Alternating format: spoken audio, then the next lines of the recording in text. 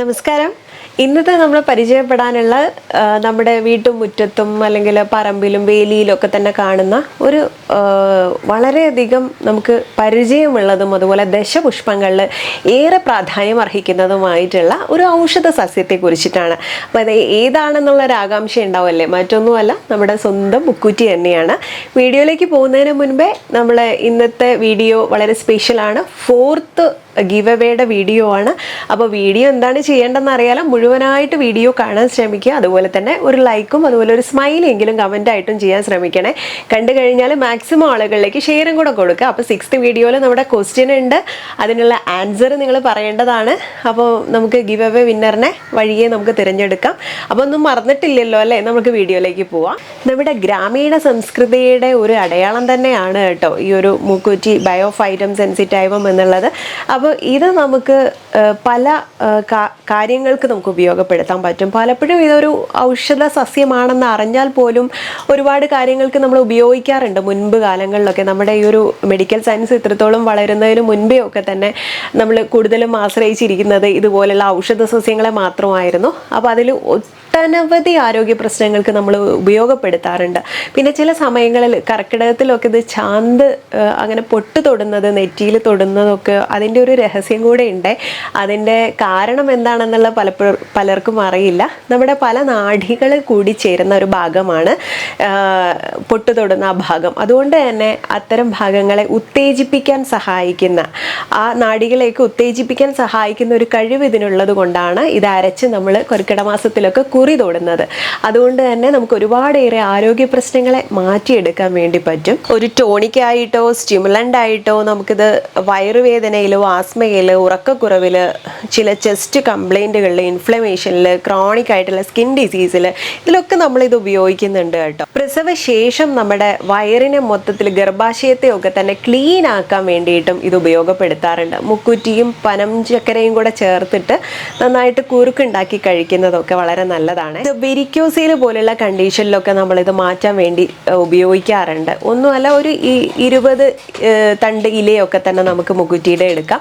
അതിനുശേഷം അതൊരു 300 ml വെള്ളത്തിലിട്ട് നന്നായിട്ട് തിളപ്പിച്ച് വറ്റിച്ചെടുത്തിട്ട് അതൊരു കഷായമാക്കിയിട്ട് നമ്മൾ ഒരു മാസം തുടർച്ചയായിട്ട് 2 നേരമൊക്കെ കഴിച്ചു കഴിഞ്ഞാൽ ഈ ഒരു പ്രശ്നത്തിനെ പാടെ മാറ്റാൻ വേണ്ടി സഹായിക്കാറുണ്ട്. അതുപോലെ ഹെവി ആയിട്ടുള്ള ബ്ലീഡിംഗ് ഉള്ള സ്ത്രീകളൊക്കെ ഉണ്ടെങ്കിൽ അവർക്കും ഇതിനെ നന്നായിട്ട് തിളപ്പിച്ച് വറ്റിച്ചൊക്കെ ഉപയോഗിക്കാം. പിന്നെ മധുമേഹ അല്ലെങ്കിൽ പ്രമേഹ രോഗികളാണെങ്കിൽ അവർക്ക് ഇത് വളരെ നല്ല, ഷുഗർ ലെവലിനെ കുറയ്ക്കാൻ വളരെ നല്ലതാണ്.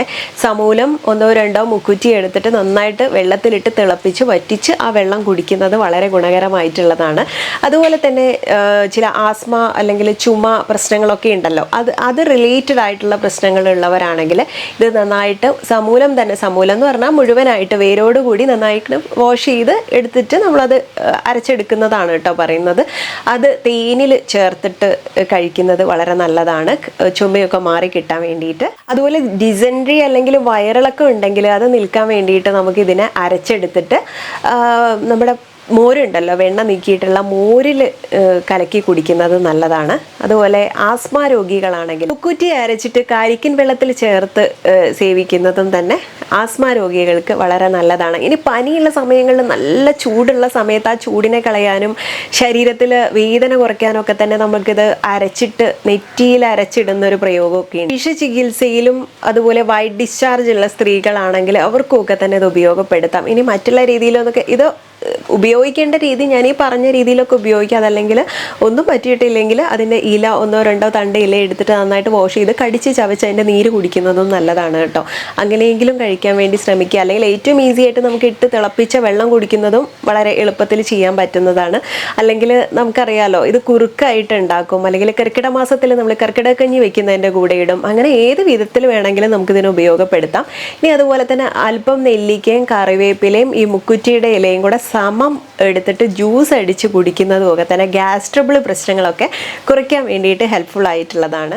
എന്തിൻ്റെങ്കിലും കീടവിഷങ്ങൾ ഉണ്ടല്ലോ, ജീവികളുടെ വിഷത്തിനെ ഇല്ലാതാക്കാൻ വേണ്ടിയിട്ട് കൃഷ്ണ തുളസി, മഞ്ഞൾ, മുക്കുറ്റി ഇവ സമം ചേർത്ത് അരച്ചിട്ട് കഴിക്കുന്നത് ആ ഒരു വിഷത്തിനെ ശമിപ്പിക്കാൻ വേണ്ടിയിട്ട് വളരെ ഗുണകരമായിട്ടുള്ളതാണ്. അതുപോലെ അർഷ്യസ് ശമിപ്പിക്കാനാണെങ്കിൽ ഒരു 3 മുതൽ 7 വരെയൊക്കെ തന്നെ ഇതിൻ്റെ ഇല തണ്ട് എടുത്തിട്ട് അത് നമുക്ക് മുട്ടയിൽ, താറാമുട്ടയിൽ, സ്പെഷ്യൽ കോഴിമുട്ടയല്ല, താറാമുട്ടയിൽ നന്നായിട്ട് ഏതെങ്കിലും രീതിയിൽ കുറുക്കി കഴിക്കുന്നതോ അല്ലെങ്കിൽ അത് തോരൻ പോലെ ആക്കിയിട്ടോ ഒക്കെ അതിൽ ചേർത്ത് കഴിക്കുന്നത് ഒരു 7 ദിവസം കണ്ടിന്യൂസ് ആയിട്ട് കഴിക്കുന്നത് അർഷ്യസിനെ കുറയ്ക്കുമെന്നും പറയുന്നുണ്ട്. മുക്കുറ്റി, തഴുതാമ, ബ്രഹ്മി ഇവ സമൂലം ഒരേ അളവിലെടുത്തിട്ട് തേനും ചേർത്തിട്ട് കഴിക്കുന്നത്, അരച്ച് പേസ്റ്റാക്കി തേനും ചേർത്ത് കഴിക്കുക. ഇങ്ങനെ കഴിക്കുന്നത് നിത്യ യൗവനം നിലനിർത്താൻ വേണ്ടി സഹായിക്കും. ഇതിന് കൂടെ നമുക്ക് കറ്റാർവാഴയും ചേർക്കാം എന്ന് പറയുന്നുണ്ട്. പക്ഷേ എല്ലാം തന്നെ നമുക്ക് എഡിബിൾ ആയിട്ടുള്ള അല്ലെ കഴിക്കാൻ പറ്റുന്നതായിരിക്കില്ല. അതുകൊണ്ടാണ് ഈ 3 കാര്യങ്ങൾ ഒരുമിച്ച് ചേർത്ത് നമുക്ക് നിത്യ യൗവനം കാത്തു സൂക്ഷിക്കാൻ വേണ്ടിയിട്ട്